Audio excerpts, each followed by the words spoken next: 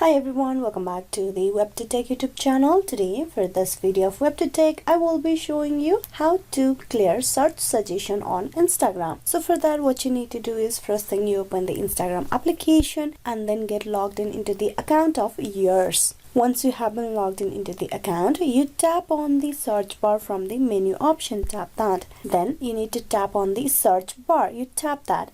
Right after you do that, you will have all the recent searches that you have made and it will show you the search suggestion from Instagram. So for you to clear it, all you have to do is tap on that cross icon just beside the Instagram profile. You tap on that cross icon and that will be removed. If you want to remove all the search suggestion that you have seen at once, you can tap on see all on the top.